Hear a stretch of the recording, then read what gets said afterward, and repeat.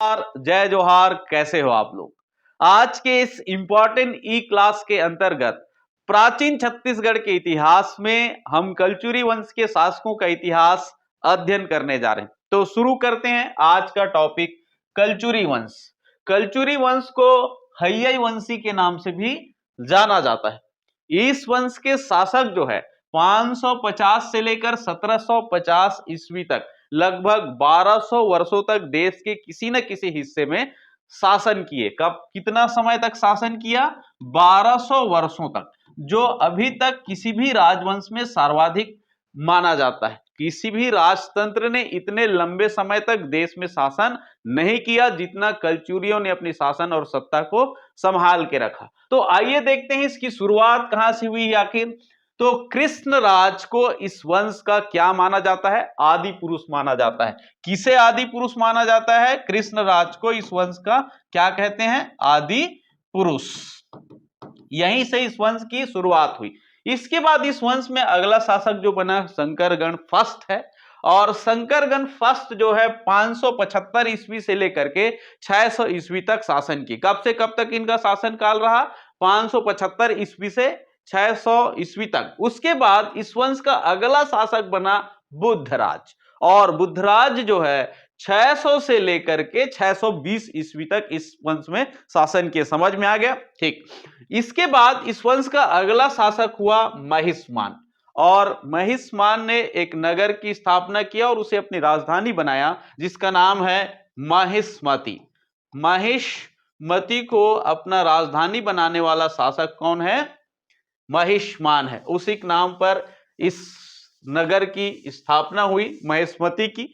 और महिष्मति को ही कलचुरी शासक का आद्य राजधानी कहते हैं। क्या क्या कहते हैं? आद्य राजधानी।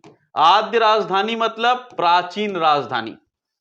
और यहीं से कलचुरी वंश के शासक का बिखरा हुआ, फैला हुआ उत्तर और दक्षिण की ओर। उत्तर में इनकी दो और राजधानी कालांतर में स्थापित हुआ, काशी और प्रयाग।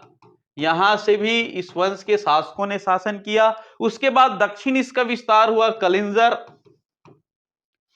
कलिंजर और त्रिपुरी। त्रिपुरी से छत्तीसगढ़ की ओर प्रस्थान हुआ। तो इस प्रकार से छत्तीसगढ़ में कलचुरियों की शासन सत्ता व्यवस्थित होने से पहले इनकी 5 और अन्य राजधानी थी, जिसमें सबसे आद्य राजधानी है महिष्मति। महिष्मति, काशी, प्रयाग, कलिंजर और त्रिपुरी। तो महिष्मान ने महिष्मति को कलचुरी वंश का राजधानी बनाया, और यहीं से उत्तर और दक्षिण क्षेत्रों पर कलचुरी शासकों का विस्तार प्रारंभ हुआ। उसके बाद इस वंश में अगला शासक आया वामदेव राज, और वामदेव राज ने ही त्रिपुरी में, त्रिपुरी जो मध्य प्रदेश में जबलपुर के पास 6 मील एक गांव है, तेवर गांव, वहां उस स्थान को हम प्राचीन त्रिपुरी के नाम से जानते हैं। और त्रिपुरी में ही अपनी सत्ता स्थापित करने वाला जो कलचुरी शासक है वामराजदेव है। वामराजदेव ने ही त्रिपुरी में इस वंश की क्या किया? स्थापना किया। उसके बाद कोकलदेव प्रथम शासक है जिन्होंने त्रिपुरी को अपनी राजधानी बनाया। राजधानी किसने बनाया? कोकलदेव जो प्रथम है, उन्होंने त्रिपुरी को राजधानी बनाकर त्रिपुरी से सत्ता को स्थापित किया। उनका जो शासन काल हम देखेंगे तो 875 ईस्वी से 900 ईस्वी माना जाता है। 875 ईस्वी से 900 ईस्वी तक कोकल फर्स्ट जो है त्रिपुरी को राजधानी बना करके शासन को संचालित किया। इनके प्रथम के 18 पुत्र हुए। उनमें सबसे बड़ा पुत्र का नाम है शंकरगण मुग्धतुंग, जो 900 से 950 ईस्वी तक इस वंश में शासन की। तो ये वही पहला शासक है जिन्होंने दक्षिण कौशल पर पहला आक्रमण किया। अर्थात त्रिपुरी से किसी शासक ने छत्तीसगढ़ में आक्रमण किया तो वह है शंकरगण मुग्धतुंग। और शंकरगण मुग्धतुंग जो है जिस समय छत्तीसगढ़ के पाली क्षेत्र में आक्रमण किए तो उस समय बाणवंशी शासकों का शासन चल रहा था। बाण वंश का शासन चल रहा था, और शासक था इसमें विक्रमादित्य। विक्रमादित्य को बाणवंशी शासक को शंकरगण मुग्धतुंग ने पराजित किया, और पराजय के बाद इन्होंने पाली क्षेत्र पर अधिकार कर लिया, पाली क्षेत्र पर अधिकार कर लिए। हालांकि शंकरगण द्वितीय जो है पाली क्षेत्र से अपना शासन संचालित नहीं किया, मंडलाधिपतियों के हवाले छोड़ करके वापस त्रिपुरी लौट गए। उसके बाद कुछ समय के बाद जो है इस क्षेत्र पर, बाणवंशी क्षेत्र पर, पाली क्षेत्र पर उड़ीसा के सोमवंशी शासकों ने आक्रमण कर दिया। लगभग 950 ईस्वी में जो उड़ीसा के सोमवंशी शासक है, जो सोनपुर या स्वर्णपुर क्षेत्र में शासन करते थे, इनकी राजधानी स्वर्णपुर या सोनपुर आधुनिक, वहां के जो सोमवंशी शासक है उन्होंने सर्वप्रथम क्या किया, इस पाली क्षेत्र पर आक्रमण किया और त्रिपुरी के जो शासक थे शंकरगण द्वितीय के मंडलाधिपति को वहां से खदेड़ दिया। तो इस प्रकार से कुछ ही समय तक के जो त्रिपुरी का अधीन रहा है जो पाली क्षेत्र जो है। उसके बाद इस वंश का जो अगला शासक है लक्ष्मण राज, लक्ष्मण राज ने पुनः दक्षिण कौशल पर आक्रमण करने का प्रयास किया और पूरा किए भी। तो उस समय इस समय जो है दक्षिण कौशल में सोमवंशी शासकों का अधिकार हो चुका था, उनका शासन था, तो उनसे टकराया, लेकिन कोई खास सफलता लक्ष्मण राज को नहीं मिला और लक्ष्मण राज जो है 950 से लेकर 990 ईस्वी तक शासन की। उसके बाद अगला जो इस वंश में शासक बना कोकल देव सेकेंड। कोकल देव जो है इस वंश में 900 से लेकर 1015 ईस्वी में शासन की। तो इनके भी 18 पुत्र था, तो उनमें से जो एक पुत्र है जिसका नाम है कलिंगराज, कोकल देव सेकेंड का जो पुत्र है कलिंगराज जो है पाली क्षेत्र में पुनः आक्रमण करते हैं और इस बार पाली क्षेत्र को अपने अधिकार में ले लेता है। तुम्मान क्षेत्र में अधिकार करके अपनी स्थायी राजधानी बना करके यहीं से अपने शासन की शुरुआत करते हैं। तो इस प्रकार से कोकल देव सेकेंड के बाद छत्तीसगढ़ में कलचुरियों की सत्ता कलिंगराज के द्वारा स्थापित हो जाती है और छत्तीसगढ़ में कलचुरी वंश के शासक जो है 1000 ईस्वी से लेकर के 1741 ईस्वी तक शासन किए। कलिंगराज की शासन व्यवस्था, तो कलिंगराज जो है 1000 ईस्वी से लेकर के 1020 ईस्वी तक तुम्मान क्षेत्र में शासन किए।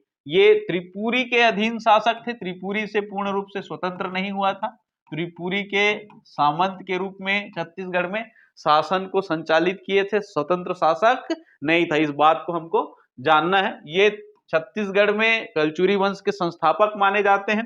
राजधानी देखते हैं तो इन्होंने तुम्मान, क्योंकि तुम्मान क्षेत्र पर विजिट किया था, तुम्मान को अपनी राजधानी बनाया और वहीं से शासन की शुरुआत किए। ये छत्तीसगढ़ में ही रह करके अपनी शासन व्यवस्था को संचालित किए, त्रिपुरी से अलग नहीं हुआ था, सामंत के रूप में शासन व्यवस्था को संचालित किए थे, लेकिन इनका जो पूरा क्रियाकलाप है दक्षिण कौशल में रहा। तुम्मान में स्थायी रूप से कलिंगराज रहने लगे। इनका पिता का नाम है कोकलदेव सेकेंड, कोकलदेव द्वितीय का ये पुत्र था, पहले पढ़ चुके हैं।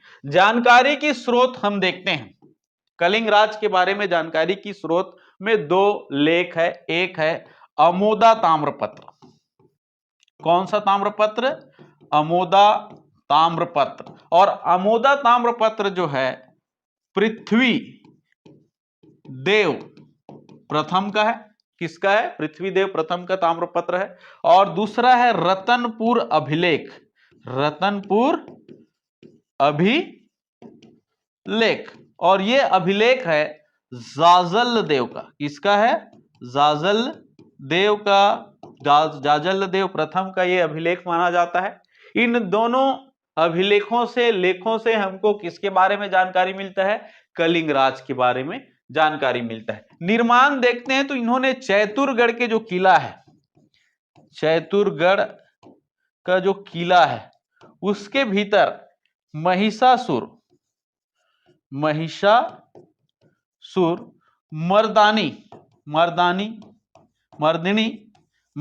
मर्दिनी की जो मूर्ति का, मंदिर का स्थापना इन्होंने किया है। महिषासुर मर्दिनी मंदिर का स्थापना किसने किया है? तो कलिंगराज ने किया। कहां किया है? चैतुरगढ़ के किला के अंतर्गत निर्माण में। अलबरूनी जो है एक इतिहासकार है जो महमूद गजनवी के साथ गजनी प्रांत से भारत आया था। भारत में का इन्होंने दर्शन किया। भारत की प्रथम इंडोलॉजिस्ट माना जाता है किसको? अल-बरूनी को माना जाता है। इन्होंने एक किताब लिखा है तहकीक ए हिंद, तहकीक ए हिंद।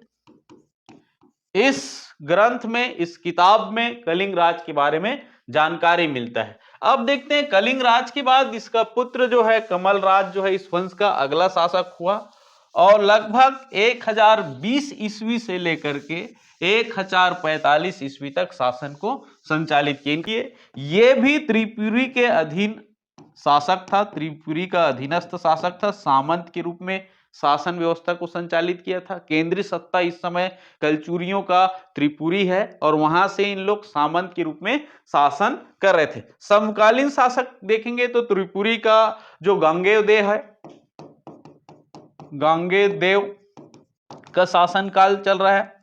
उसके बाद हम विजय अभियान को देखते हैं। जब गांगेयदेव जो है उड़ीसा क्षेत्र में जब आक्रमण किए थे, उत्कल नरेश के ऊपर आक्रमण किए थे, तो उनकी सहयोग में जो कमल राज है अपनी सेना को भेजे थे। तो उस समय जो उत्कल का जो शासक था, उत्कल क्षेत्र का, उड़ीसा क्षेत्र का, वो शुभंकर द्वितीय ही था। शुभंकर द्वितीय का शासनकाल चल रहा था। तो संभवतः शुभंकर द्वितीय को इन्होंने पराजित किया। कमल राज ने गांगेयदेव की ओर से लड़ने के लिए गए थे और वहां से एक योद्धा लेकर आए जिसका नाम है साहिल। साहिल नामक योद्धा लेकर उस क्षेत्र से विजित करके आए, अपने साथ लेकर आए। बाद में इनका जो वंशज है इस क्षेत्र में, इनके जो लड़के हैं, इनके जो नातीपंथी है इस क्षेत्र में सामंत के रूप में, वफादार के रूप में, कलचुरियों के सेनापति के रूप में सत्ता को संचालित किए थे। काफी उनका रोल था कलचुरी शासक साहिल के जो वंशज थे उनका। तो साहिल नामक योद्धा जो है कमल राज जो है अपने उड़ीसा अभियान के दौरान लाए थे। इसके बाद इस वंश का जो है अगला शासक बना रत्नदेव प्रथम और रत्नदेव प्रथम का जो शासन काल है 1045 से लेकर 1065 ईस्वी तक माना जाता है। तो हम आज का क्लास यहीं पर समाप्त करते हैं। आज का टॉपिक आपको कैसे लगा हमें कमेंट्स बॉक्स पर लिखकर जरूर बताएं। प्लीज मेरे वीडियो को लाइक तथा चैनल को सब्सक्राइब करना न भूलें। जय हिंद, जय भारत।